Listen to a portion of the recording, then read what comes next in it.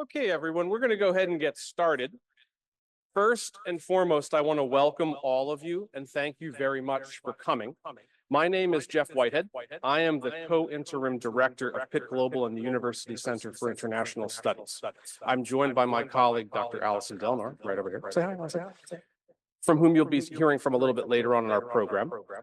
As you know, USIS and Pitt Global is dedicated to facilitating academic credentials, programmatic experiences, scholarships, research opportunity, and much, much more to students, faculty, and staff at the University of Pittsburgh.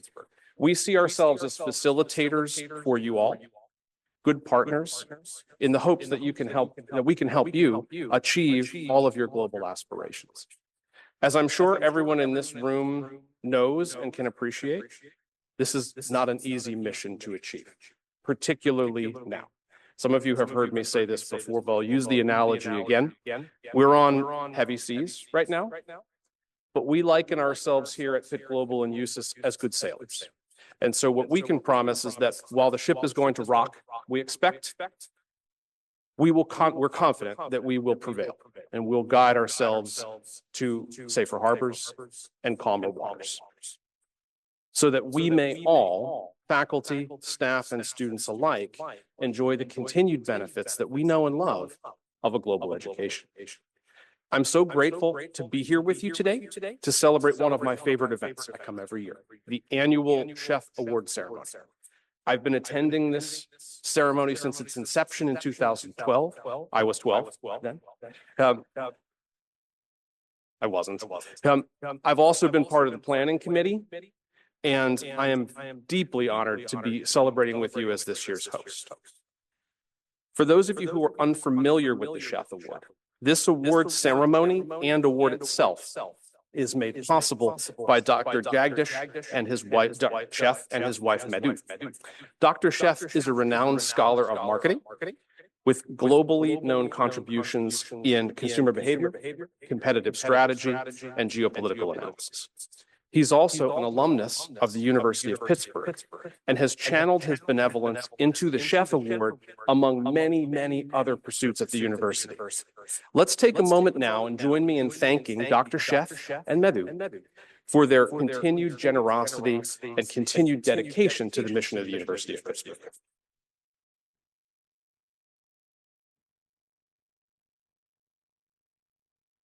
A bit more about the award.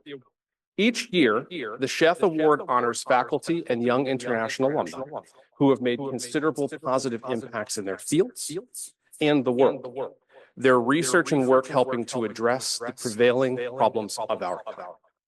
While we owe a debt of thanks to Jag and Madhu for creating this award, I would also be remiss if I failed to recognize that it takes a village to administer it, as you all know.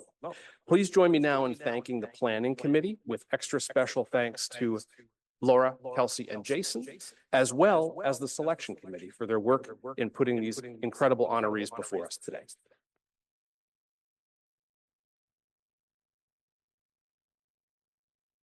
I am now extremely pleased to announce that we're joined today by a number of past and present award winners.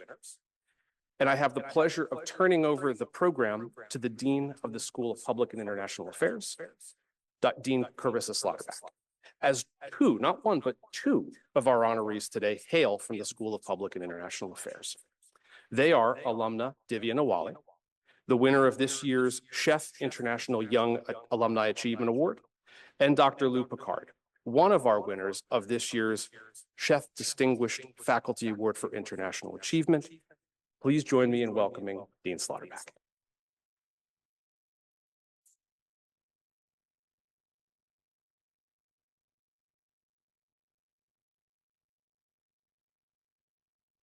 Great. Thank you so much, Jeff. And thank you all for being here. This is a wonderful event that I have the privilege of coming to every year. And it's great to see a wonderful audience who are motivated to continue this really important work that we do as a university. It's really a privilege to be here today to elevate the important work of international engagement at the University of Pittsburgh.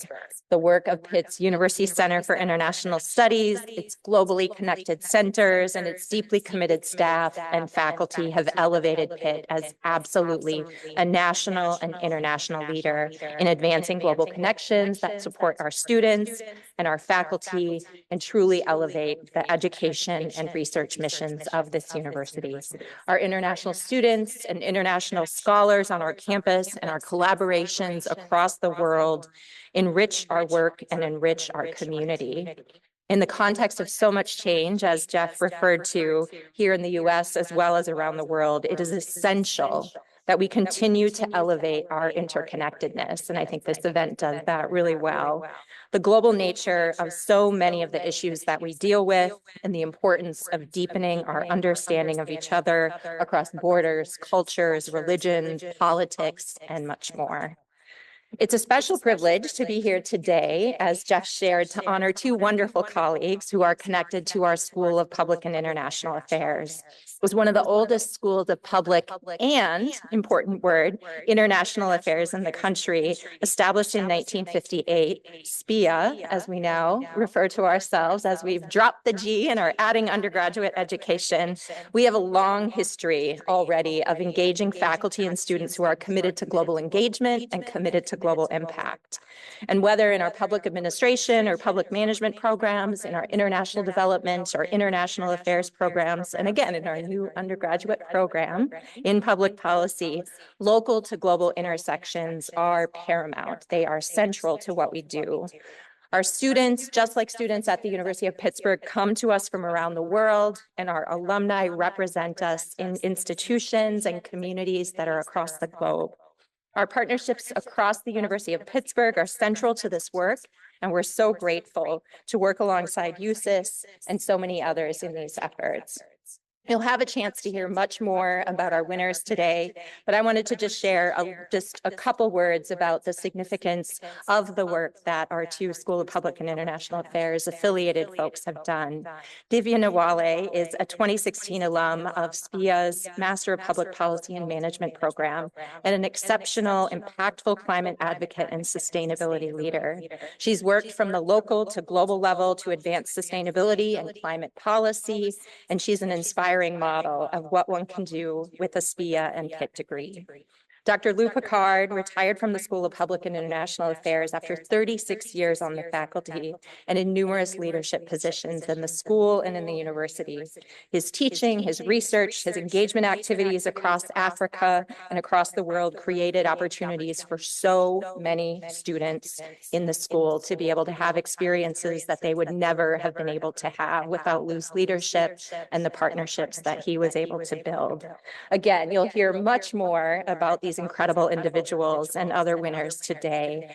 And last, I want to just share again in this moment what matters in global engagement at Pitt.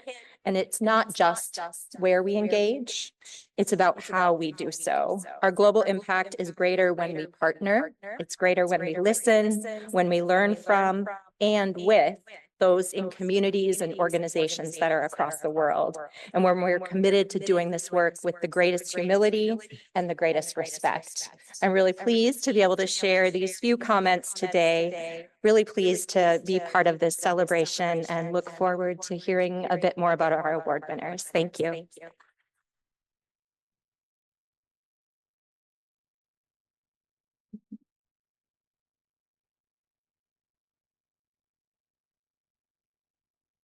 Good afternoon. I'm the Director of the International Development Program at SPIA, and I'm really delighted to be here with you today.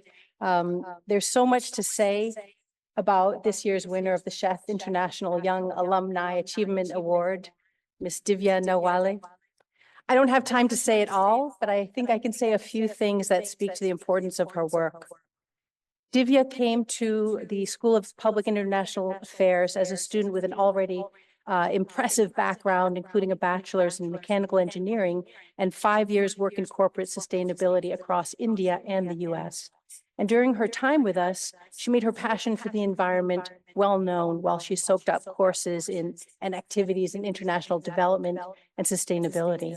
And since graduating in 2016, she's leveraged her learning, her experience, and her passion for positive change in many ways. She started as a sustainability fellow right here in Pittsburgh's mayor's office, where she helped draft, among other things, the third climate action plan for Pittsburgh. The same year, Divya was chosen by Nobel Prize winner Mr. Al Gore to train directly under him as a certified climate reality leader. And she later shared the stage with him, talking about her journey as a climate advocate from India. She then single-handedly launched the Climate Reality chapter of Southwestern Pennsylvania, holding her first meeting at the Phipps Conservatory. Since then, she's represented Climate Reality Foundation across the US, India, and Indonesia. In 2017, Divya was chosen as an Arctic Youth Fellow by Ecologic Institute, and she presented her research on sustainable cities in the Arctic at the Arctic Circle Assembly in Reykjavik, Iceland. In 2018, she became Director of Special Projects on the Climate Force Antarctica expedition by the 2041 Foundation, and she organized a successful expedition with 85 participants from 30 countries. She continues to represent 2041 Foundation as Climate Force Ambassador, raising awareness about the preservation of Antarctica across various platforms. Divya then joined Asian Development Bank, working in Indonesia and then in the Philippines for 4.5 years, where she took on multiple roles across a broad range of activities, providing multi-stakeholder and cross-functional programmatic support to develop and design large-scale loans, capacity building, and technical assistance for electrification access and clean energy development across Southeast Asia. With projects across Indonesia, Philippines, East Timor, Thailand, and Vietnam, she worked on a combined project value of $1.5 billion US. In 2021, she was chosen to work with high-level leadership, including the Vice President and Director General, to launch a first-of-its-kind Asian Development Bank coal phase-out program called Energy Transition Mechanism at the UN Climate Change Conference of Parties, or COP26, in Glasgow. And she played a vital role designing the program strategy for this blended finance program launch, coordinating feasibility studies for coal phase-out, drafting the climate investment funds, investment plans for the Philippine and Indonesian governments. She also managed the just transition and safeguards components of the program and served as a focal point for NGO and civil society organizations. Divya then moved to working with the United Nations Framework Convention on Climate Change in Bonn, Germany. As policy engagement officer supporting the UN Fashion Industry Charter for Climate Action, she spearheaded the delivery of a first-of-its-kind fashion policy dialogue in Dhaka, Bangladesh. And she planned more activities for key markets in Vietnam, India, and China, conducting policy analysis, developing concept notes, crafting strategic roadmaps for the Charter's use. She served as a stakeholder engagement focal point for about 50 key partners, including the United Nations Development Program, the USAID, and many others. In addition to all of this, Divya has delivered over 100 lectures on sustainability and climate action to diverse audiences at climate events and conferences around the world, including COP26 in Glasgow, COP28 in Dubai, where she spoke alongside many renowned climate leaders. And for COP29, she served as program coordinator for Asian Development Bank in Azerbaijan, engaging closely with the presidency team and providing capacity building for climate negotiations. Divya has remained connected with her GISPIA networks throughout all of this, to our great benefit and delight. And this included, for example, serving as a speaker at the Pitt MCSI Green Speakeasy Series, where she spoke about Asia as a battleground for climate change. At the World Affairs Council in Pittsburgh for Earth Day, where she spoke alongside distinguished Professor Jeffrey Sachs. And recently as a judge for the Pitt Sustainability Challenge. So she keeps giving back to her community and the world. And there's more she's done beyond the few things that I've touched on today, but I just don't have enough time. So I don't think that anyone is surprised about Divya's many significant accomplishments. It was clear that her talents and skills would take her far. Divya, we're proud to share this moment with you, and we're grateful for your outstanding devotion as an advocate for sustainable development and as an inspiration for so many around the world who are fighting against climate change. I'm honored to present you with the Sheth International Young Alumni Achievement Award.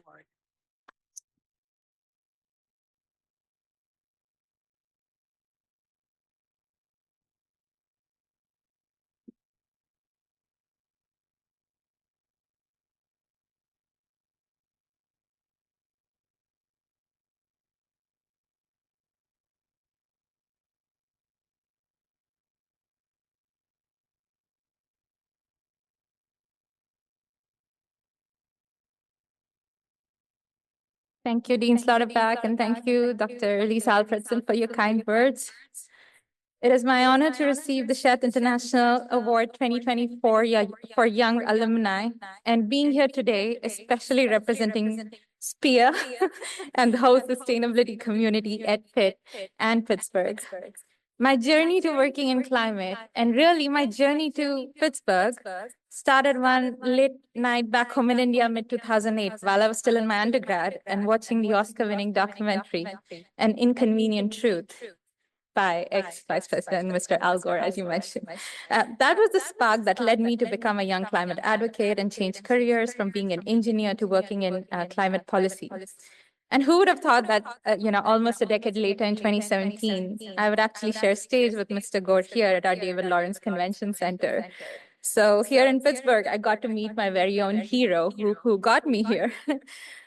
But to be able to actually call Pittsburgh home and hike the Rachel Carson Trail, named after the first modern environmentalist and eco-feminist, is something I hadn't ever even imagined back then. I remember living in Shadyside, where back in 2016, there was a huge billboard which read, "Rachel Carson is my hero." And yes, she did become one of my heroes while I was living and studying here in Pittsburgh. And to be able to walk the same grounds at the University of Pittsburgh, where another fierce woman leader, Wangari Maathai, the first person to be awarded Nobel Peace Prize for the environment, and share my alma mater with her, is an honor that I shall always carry very proudly. Coincidentally, when I was looking for a career and life coach last year, I found Sudha Shetty, a fellow Indian SPEA or SPEA alumna, who graduated in 1996 from here. And she has been such an immense support to me lately. So really, SPEA, Pitt, and Pittsburgh have given me more than I had ever imagined or asked for. It is truly my second home. Coming to this very moment, I would really like to thank Professor Shanti Gampu-Rabindran, who has been one of my key champions since I met her back in 2016. It was her course on global energy policy which catapulted me into understanding how international policy on energy worked and allowed me to pivot my area of working on renewable energy and climate mitigation in Asia. I'm really grateful for her nomination and her belief in me as well, else I wouldn't be standing here today. I also want to thank Professor Jeremy Weber for one of the most significant courses that helped my career, which was on environmental economics, and Professor Louis Picard for his course on development policy and administration, which introduced me to the financial institutions and led me to working in climate finance eventually. So it's really here at SPEA and Pitt that, I got shaped as a person. And a lot of my understanding of the development world happened here. So I don't have time to mention all my professors, but I would really like to thank all the professors at SPEA for all their contribution in helping me be who I have become and who I hope to aspire to continue to be in the spirit of SPEA and Pitt. And I think, as mentioned, I'd also like to thank Ms. Aurora Sherrard, Assistant Vice Chancellor for Sustainability, and Ms. Gina Kolcik, co-director of the Mascara Center for Sustainable Innovation, who have helped me keep my connection with Pitt and Pittsburgh alive the last few years and allow me to contribute even when I'm sitting halfway across the world. Most importantly, I'd like to thank my mom and my dad for supporting my journey. When I found out that I won this award in mid-September last year via email, I was home and my dad was the first one I shared this news with, and he was so, so happy. Little did I know that it would be the last truly happy moment I shared with him alive. Because 4 days after receiving that news, I left to Azerbaijan for work, and 38 days after that, we lost him. He was supposed to be here with me today, but instead he's hopefully watching me from heaven receive this award. So I would like to dedicate this award to him for being the most wonderful, progressive, loving Indian father who believed in his daughter's passion and purpose and supported her travel to all 7 continents. And being a professor himself, he was really my first teacher and guru in life. I owe it all to him and also to my mom, who is here with me today. So thank you, Mom. One last set of thank yous to Mr. and Mrs. Sheth for their immense contribution and inspiration for recognizing and promoting global thinking through international engagement.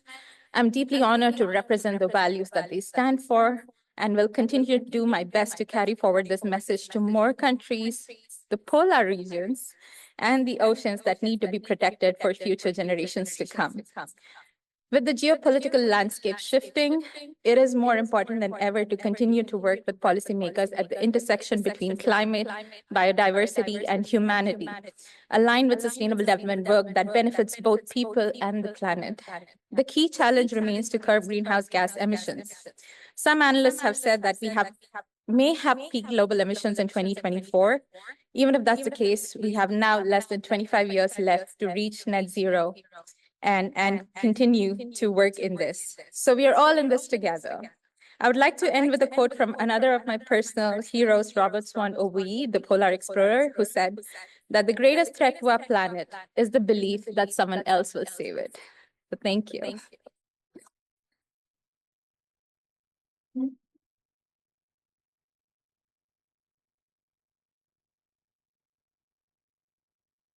Wow, right?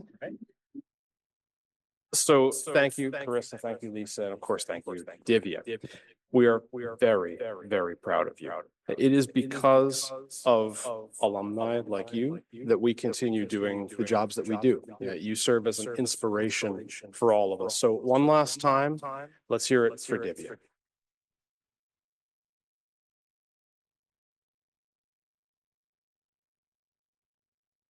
I'm now pleased to turn the program over to Dr. Macrina Lele, the Associate Director of our Center for African Studies, and Dr. Anna Maria Carnes, the Advisor for undergraduate and graduate students in our Center for African Studies. They will guide us in celebrating the career of Dr. Luc Picard. Anna Maria and Macrina.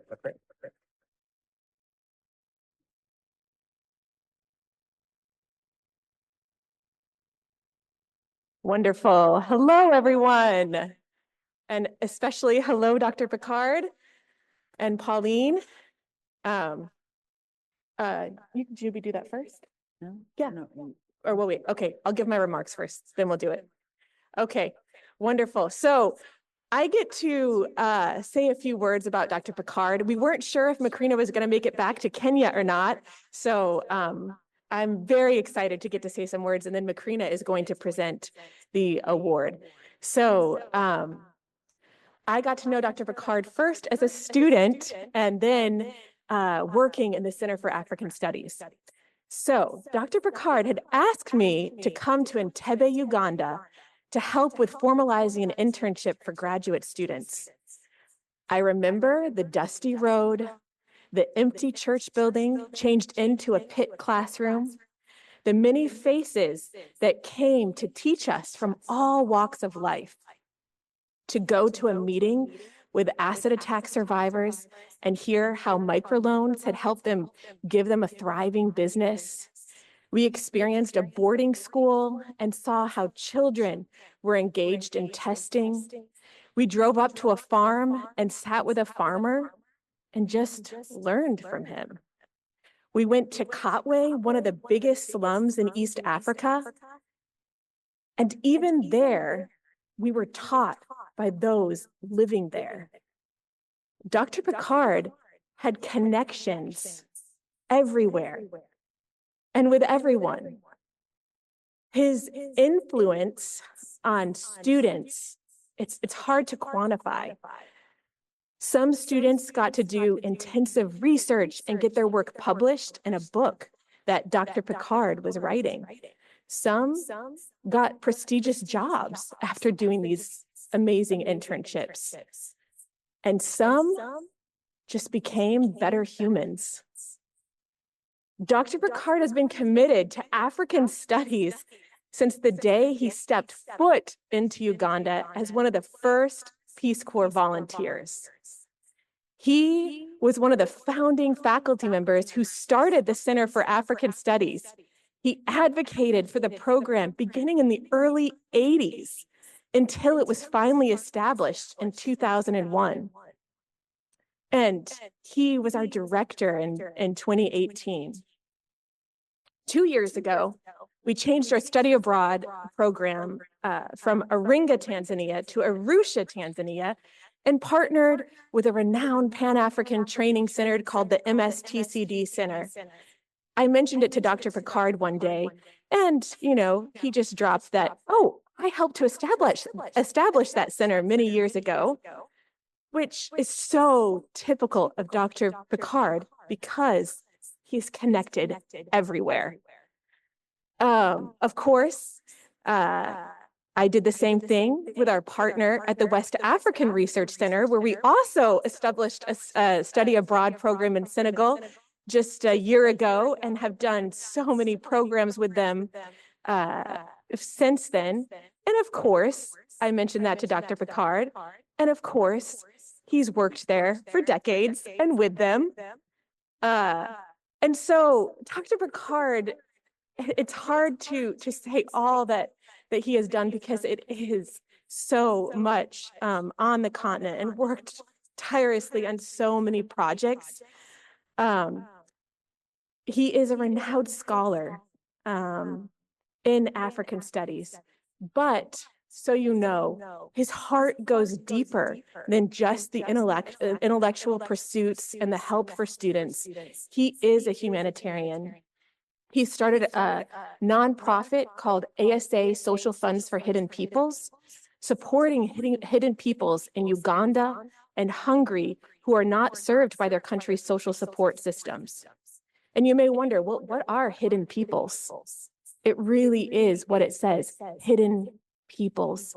They are hidden because their society is ashamed of them, including people with disabilities and acid attack victims and orphans that are literally behind closed doors. And we experience that in Uganda.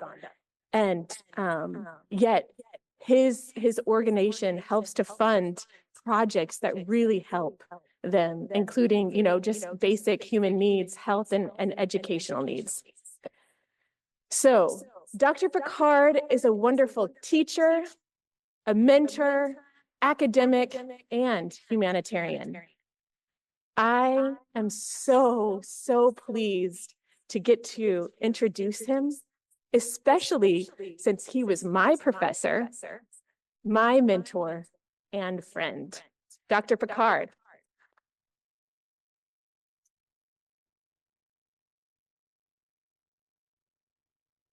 He's going to hand this to you. Yeah, put that over there. Yep. I'm going to make them at the hand.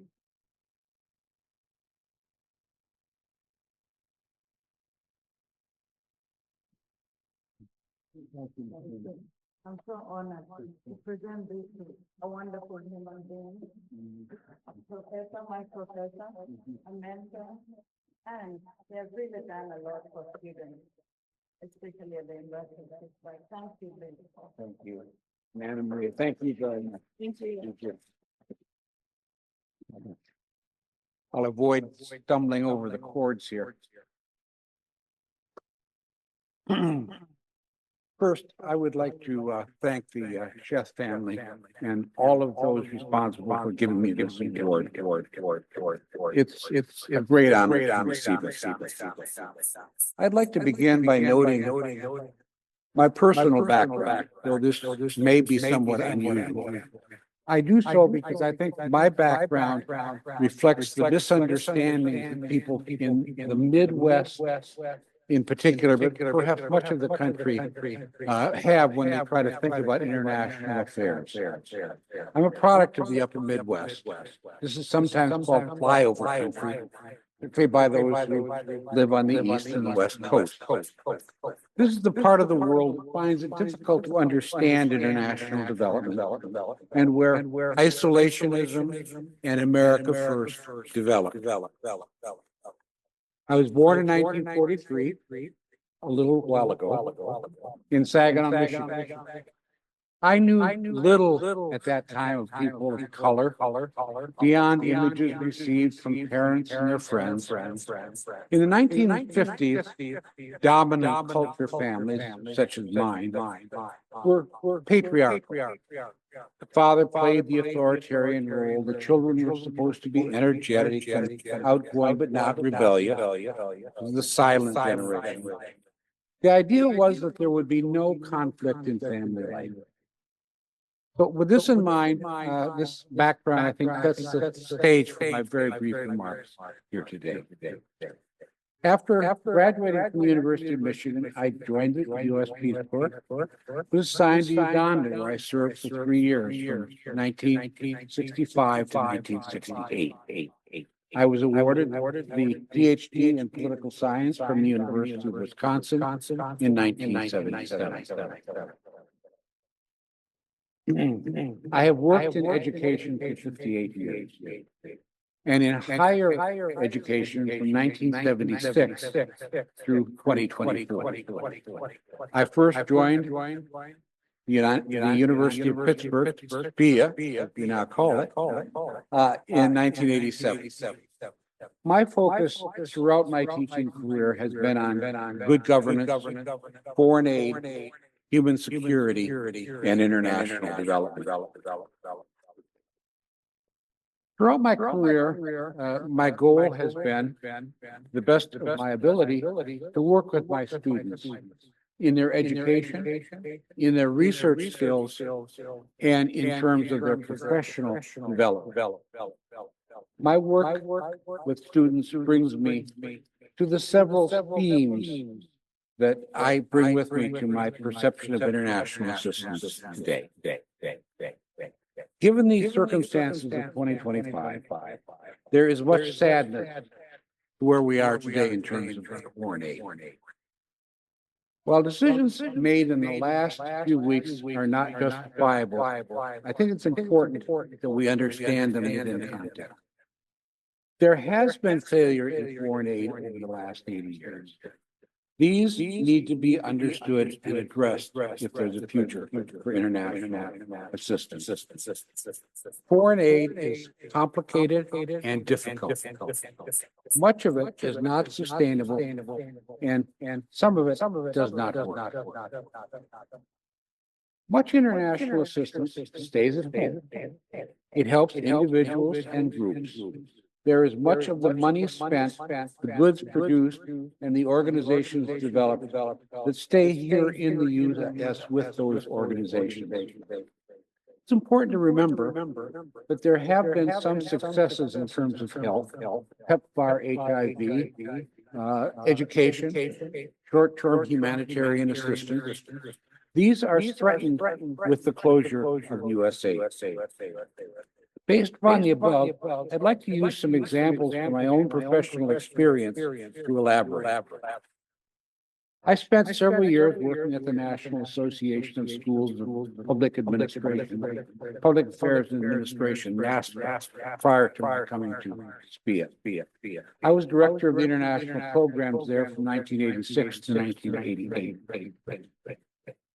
This cooperative agreement with USAID served NASPA in particular because it kept over $1 million in direct costs. In addition, all personnel costs were paid to NASPA employees. And while good things were done, there was also a lot that stayed behind. For a number of years, I worked as a consultant for the UNDP, World Bank, and the Horn of Africa from 1993 to 1995, and in the West Bank in 2005. In both areas, I worked on governance, decentralization, urban development. Though there was much hard work and technical success, it is no surprise, given where we are today in the Middle East, that all three places projects there failed. They were failures. From 2012 to 2017, I was coordinator of the University of Pittsburgh USAID West Africa project that focused on ECOWAS, the Economic Community of West African States. We carried out research and training to support regional activities in order to address issues of counter-violent extremism, particularly those focusing on the issue of Al-Qaeda in West Africa. These activities were complex. They were technically successful, but not surprisingly, the projects were a failure. From 2016 to the present, I worked with a number of University of Pittsburgh students on a project that tried to address issues of gender violence and marginalization in Uganda. This Hidden Peoples Project. This is the most satisfying activity that I have ever had. Working with students. In my view, it has had an impact. It has an impact. It was small. It involved student research and worked directly with impacted people in northern Uganda, women survivors of the Lord's Resistance Army. It had no external funding. Following from the above, I would like, in conclusion, to make a brief comment on the status of foreign aid, specifically USAID today, and more generally in terms of international and humanitarian work. I am not optimistic. It's hard to be. But I do believe something might remain out of USAID and international work more generally. Why did it happen? Why did Musk and Trump dismantle USAID? First, in my view, the Trump administration USAID used USAID as a test to see if they could eliminate agency. Take one, go to education, get rid of it. Whether this is the case, though, remains to be seen. Secondly, the Trump administration also thought that no one cared about foreign aid, about USAID, particularly in those pesky flyover states. This is mostly true, except, of course, for the farmers who produce the food for humanitarian assistance, who now can no longer get rid of their product. Third, the Trump administration does not understand what is known as soft power as part of a broad international agenda. And finally, and in conclusion, I am certain there was no concern about the fragility of people in crisis or of the impact of their decisions on their own diplomatic and security goals. Thank you again for this award.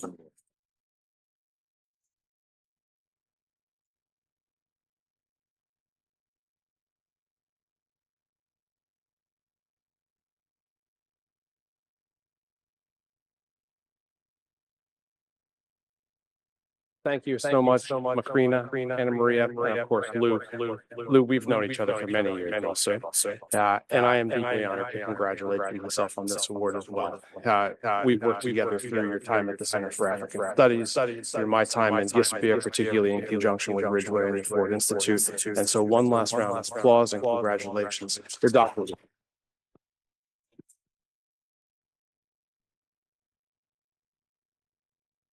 I now have the privilege of welcoming Dr. John Stoner. Come on up, John, to help celebrate the career of our second winner of the 2024 Sheth Distinguished Faculty Award for International Achievement, Dr. Tony Novosad. Thanks, Jeff. Since I'm an alumnus of USIS, Laura said I get to talk for 20 minutes. So everybody should settle in. I actually thought that this sight gag worked better when we had dot matrix printers, because you could sort of let a pile of paper cascade to the floor. But I'm very grateful to be here today to introduce, however, virtually and passively, my friend and colleague Tony Novosel. To lose point to things that Divya referenced, at a moment in history when the Academy is under heightened scrutiny and threat, and when we need to remind ourselves about what is so vitally important about what we do, both individually and collectively. Tony stands out as someone who hasn't let much get in the way of the principles that guide him and the people he is driven to serve. Each recipient of the Sheth Distinguished Faculty Award has their own incredible story. And we've seen that over the time that I've been attending this event. And while certainly not having gone as far geographically as Divya, few, I would respectfully argue, have gone as far in their journey as Tony Novosel. A working class kid from Pittsburgh, Tony followed in his father's footsteps as a steelworker in his young adulthood. And if I'm being frank, one of the main reasons we're here today talking about Tony is serendipity. This involves a trip to the beach. Who doesn't like a trip to the beach? After hitchhiking to the beach in Wildwood, New Jersey in the early 1970s, Tony met a group of folks from Northern Ireland. Over the last 50 years, that group helped him create a transatlantic community between Pittsburgh and Belfast, encouraged him to become an expert on the troubles in Northern Ireland, and led him to assist in the creation of a program that seeks to build bridges across the sectarian divide there by bringing both Catholic and Protestant students to the United States to study. All the while, he went back to study at Pitt as a non-traditional student, receiving both an undergraduate degree and PhD in history, and I don't have time to tell that story today, and becoming a beloved and prize-winning mentor, advisor, and teacher. Tony has done all of this without any pretense, with almost no discernible ego, and with a clear passion that makes it difficult not to get caught up in his enthusiasm. I want to delve briefly into three of these areas. First, bearing out the truth of the phrase, and this has been referred to several times already, the local is global. Tony was an advisor, an undergraduate advisor in the history department for roughly 15 years, while also teaching Pitt students about World War I, the troubles in Northern Ireland, and a host of other topics. He does so with exhausting enthusiasm. I regularly accuse him of trying to make the rest of us look bad because of how much he overhauls his courses every year. As an advisor, he pushed students to be what they wanted to be, something they often feel a lot of pressure not to do in a precarious job market.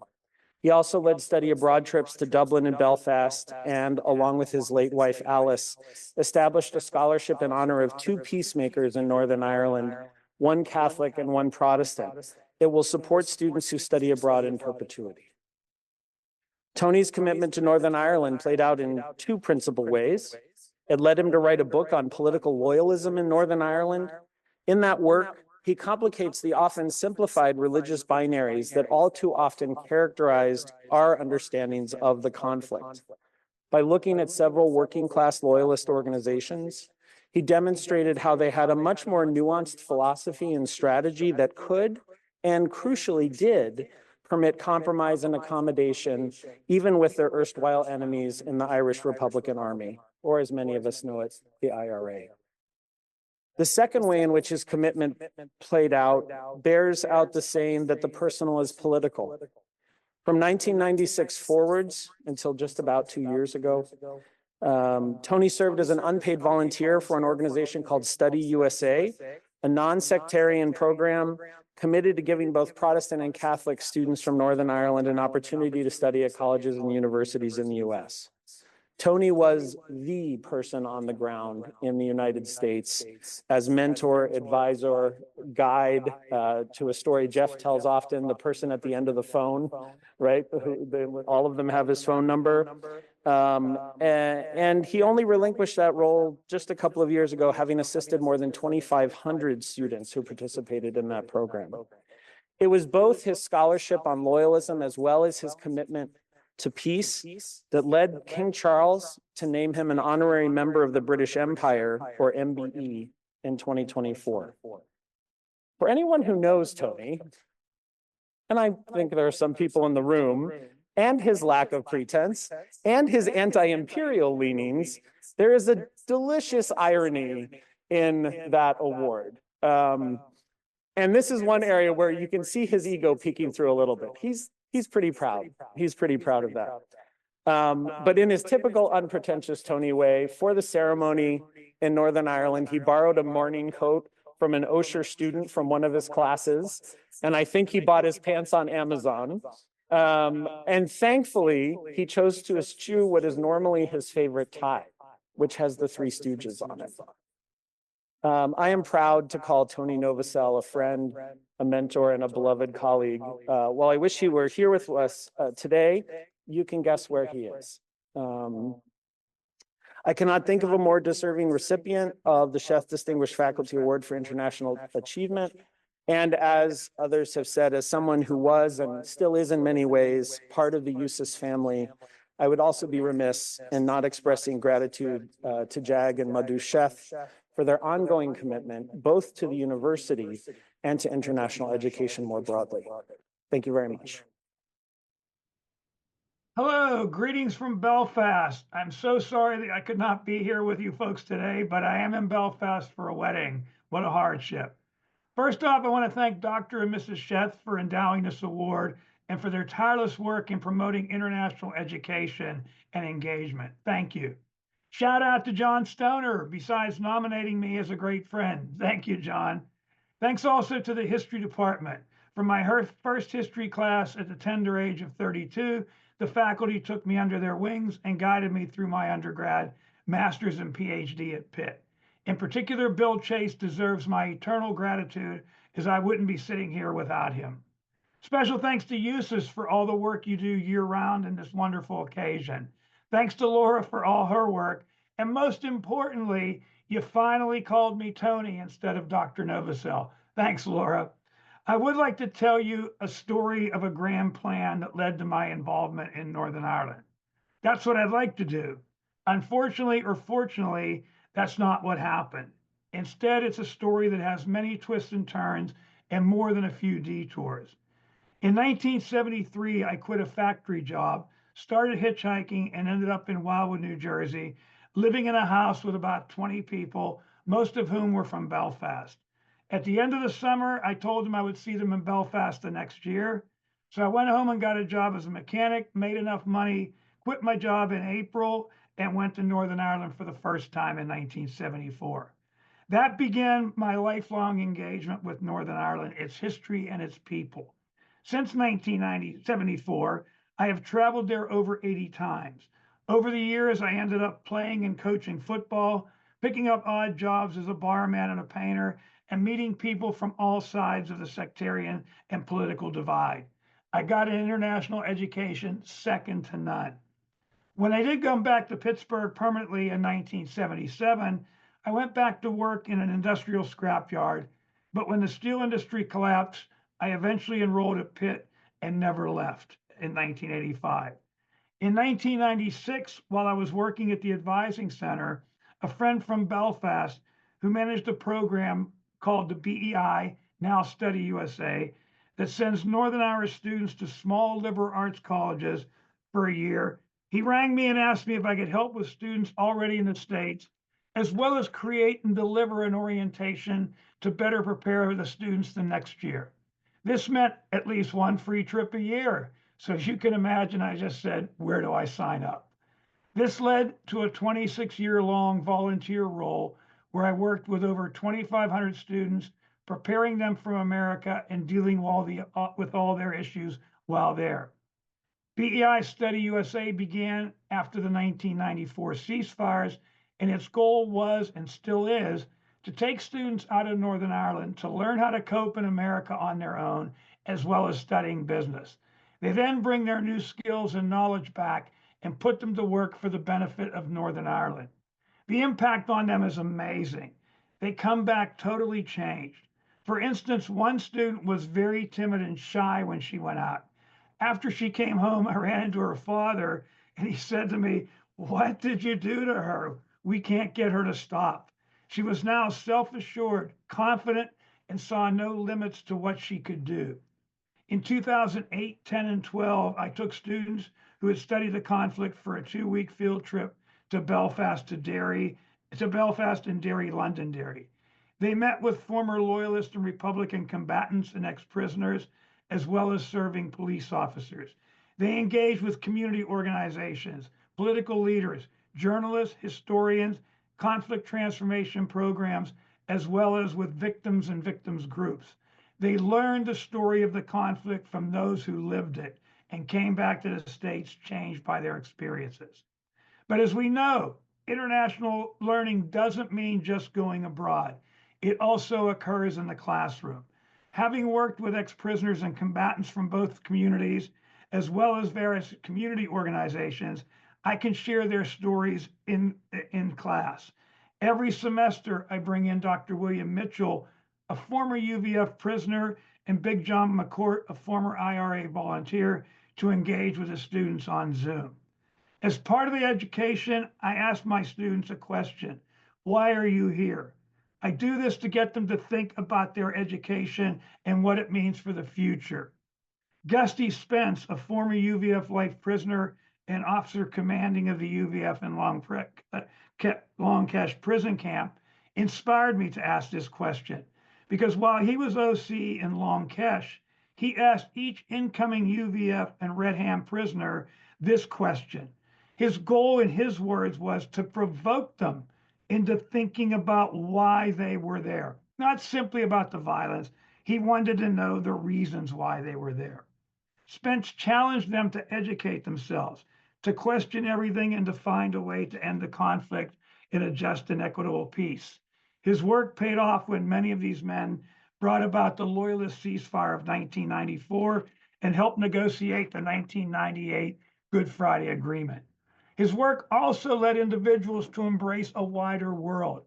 William Mitchell, who I've mentioned above, at the time a 17-year-old prisoner, under Spence's tutelage, wrote about how he transcended his prison walls.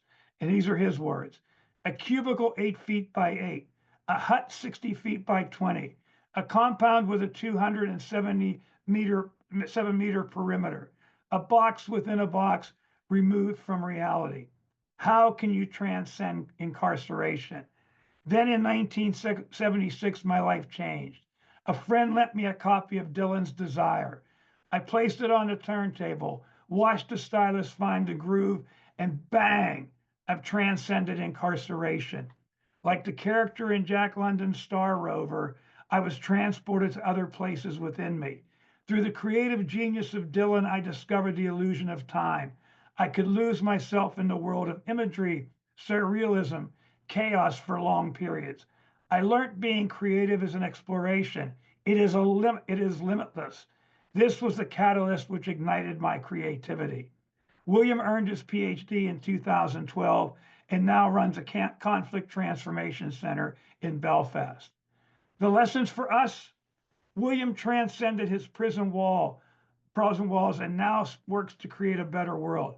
The students from Northern Ireland and those I took to Northern Ireland transcended the visible walls that kept them from seeing a wider world. They learned, as Mark Twain put it, that travel is fatal to prejudice, bigotry, and narrow-mindedness, and many of our people need it sorely on these accounts. Broad, wholesome, charitable views of men and things cannot be acquired by vegetating in one little corner of the earth all one's lifetime. The lessons I learned in Northern Ireland, the lessons William learned in Long Kesh, the lessons our students learned and continue to learn through studying conflict, and those that the Northern Irish students learned during their year in America validate Twain's words. And at no time in our history are these lessons more important as they are now. Every day we witness people making decisions based on limited worldview, decisions made by people who don't understand, or even worse, care about understanding other nations, other cultures, and the complexities of the world. This makes it all the more imperative that we stress international education and an understanding in our classrooms, our lives, and our students' lives. We need people who have developed global knowledge, empathy, and understanding of a wider world and cultures. We need people who can go out into the world with a desire and ability to make the world a better place. This is why I thank you, Dr. and Mrs. Sheth, not just for my individual award. I thank you and applaud your commitment to international education and making the world a better place. It is a great honor to be part of your work, and I thank you from the bottom of my heart. Thank you, and all the best from Belfast. All the best. Cheers. Bye. We'll post that online for everyone so that you can hear Tony's remarks. Tony, sorry, I know you're not here today, but I also do want to just talk directly to you for a second in your absence, as I know you'll see this somewhere in cyberspace. We've also known each other, Tony and I, for many years. And I was so very proud to be able to build many of the study abroad programs that John has referenced, the Northern Ireland, in which our students benefited so tremendously. I can attest firsthand to that excitement, that enthusiasm. It's infectious, and I know the phenomenal work that came out of that student ethos while participating on those programs. You were here with us at the beginning of the reimagining of study abroad at the University of Pittsburgh and helped set the tone for what we've become. So again, congratulations.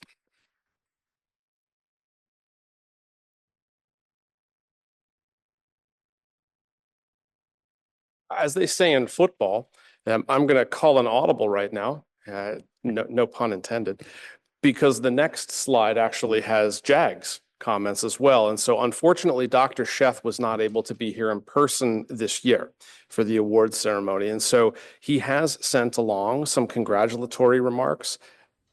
Greetings and my personal welcome to 2024 Sheth International Awards celebration. This year is really unique because there are 3 exceptional award recipients, but each one reflects a different generation. Dr. Louis Picard has been a living legend on African studies for almost 60 years of his life, starting with his Peace Corps volunteer work in '64 in Uganda, and then over years nurturing and mentoring so many African students to unlock their own potential. This is followed by Dr. Tony Novosel, who has been a remarkable historian, studying at undergraduate in Pittsburgh, also a doctorate at Pitt, and of course continuing as a faculty member, primarily focused on education, international education, but more especially on peace and reconciliation, and especially focusing on Northern Ireland. It's an incredible contribution, another generation. And then now we have the International Young Alum Award winner this year, which is Divya Nawale. She's just extraordinary. I'm just so impressed at her age, what she has accomplished, especially in climate advocacy, traveling all over the world, taking expeditions. It's just remarkable to see the energy and enthusiasm. What's common among these 3 different generations is a sense of giving back. Not only have they realized their own potential, but in creating the same atmosphere for others. As I've said before, if you take a grain of wheat and make it into a loaf of bread, the value add is only 3 times. If you take a rough diamond, a good diamond cutter will polish and get the brilliance out of the diamond, and the value add is about 15 to 20 times. But if you take a human being, mentor, nurture, educate, the value add is infinite. And these three are living examples of that. I can relate to that myself. Well, I'm so grateful to University of Pittsburgh. I'm a refugee from Burma. Before World War II, when Japan rolled over Burma on the way to Calcutta, and we became refugees. Struggled very hard, but my potential was realized by University of Pittsburgh, where I came to study my MBA and continued into my doctoral program in behavioral sciences, more and more understanding psychology of customers.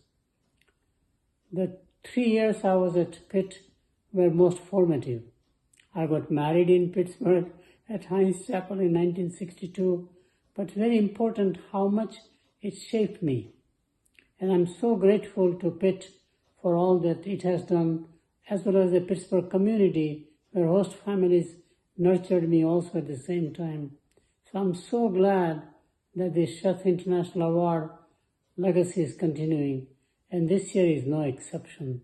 Again, I'm simply amazed to see such exceptional individuals being selected by the committee.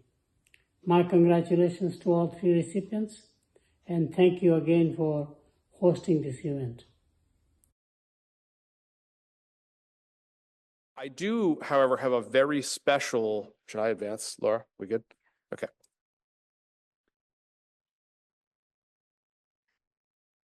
That's okay. Oops, sorry, Alice. So I do, finally and last but not least from my part of the ceremony today, we have a really special guest with us.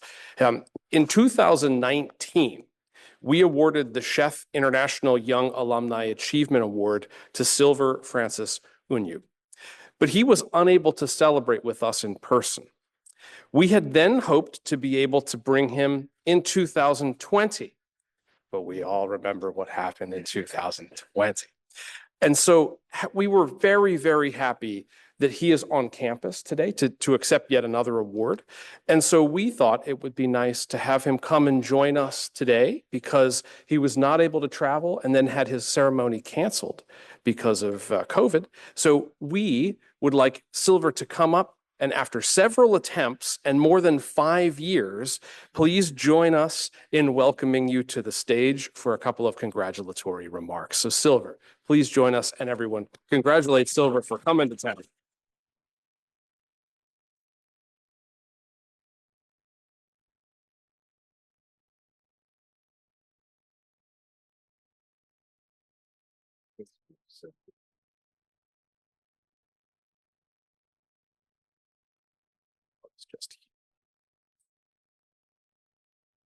Well, the joy in my is beyond human expression. For someone has ever said, Covey, in his book, that one has to begin with the end in mind, so that whatever steps that person takes is toward that direction. Thank you very much for working with me to this direction of serving children with disabilities in the rural parts of Uganda. High on the list is Professor Michael J. Baird, whom I asked to stand for recognition. When I was very, very sick, he helped me.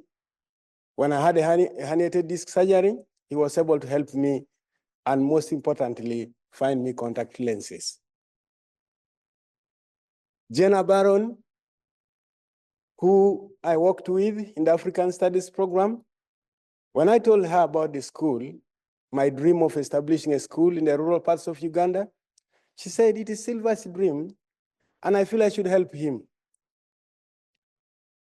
Susan from Carlow University never just had it, but we decided to put it into practice. On 2014, on the 1st of July, she came and we broke the ground for the establishment of SMILE. I wouldn't like to leave all my friends. Anyone here, my friends, I don't have much time. Can you stand up for recognition? Pauline, Jenna, Macrina, and everyone. Joel Dumba.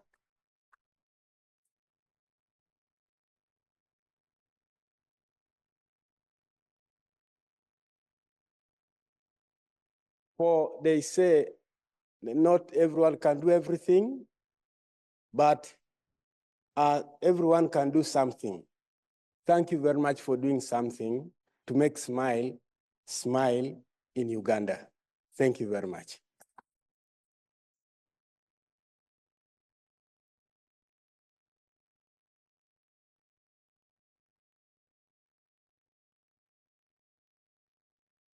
Thank you again, Silver. And I do consider this as fixing a problem of the past, that we're now able to have you and welcome you here with us in person after all of these years. So as promised, I now have the pleasure of welcoming my counterpart, the other co-director, Allison Delnor, to take an opportunity to celebrate several additional scholars and bring us home so that we can enjoy each other's company this afternoon with some food and drink. So please, Allison.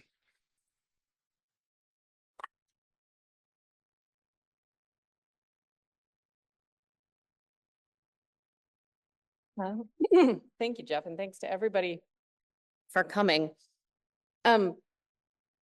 This past year, USIS centers have provided funding to dozens of students throughout scholarships and fellowships. And this doesn't even mention the dozens more who are funded through Nationality and Heritage Room scholarships and who receive study abroad scholarships through the Global Experiences Office.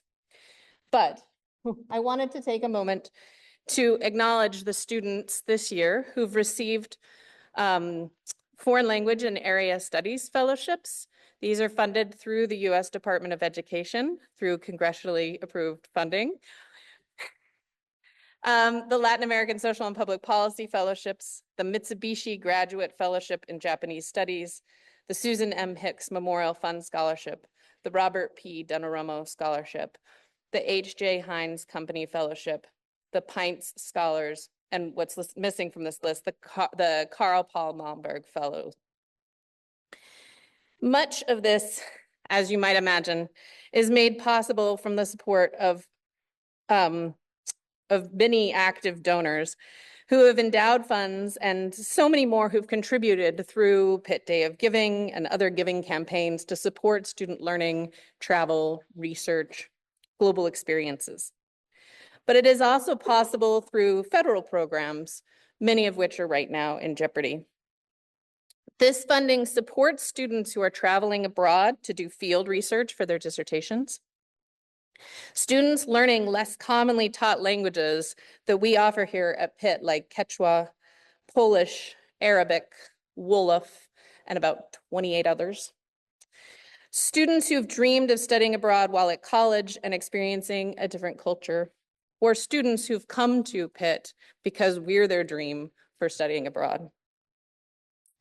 And they have been given in the hopes that these students will take what they learn through all of these global experiences and become informed global citizens who demonstrate the kinds of commitment to responsible, ethical, humble, and impactful global engagement that the Sheth awardees today have demonstrated for us.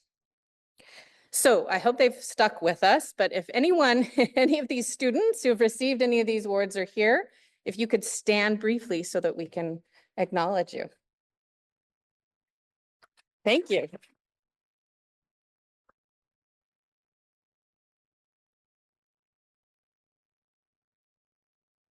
Thanks for joining us. So this brings us almost to the conclusion, but while you've been sitting here, you may have thought, you know, I know someone who deserves this kind of recognition. Good news, we are accepting nominations for the 2025 Sheth Awards until May 15th. So use that QR code or just look it up on the website. You'll find it, a little Google search. And please get those nominations in, because this is how we can honor the people who have this deep commitment and who have, I think, I speak for all of us, been inspiring to us today for the work that we do. Thank you to our presenters. Thank you to our organizers, to our MC and my colleague, and congratulations once more to our honorees. Thank you, everybody, for coming.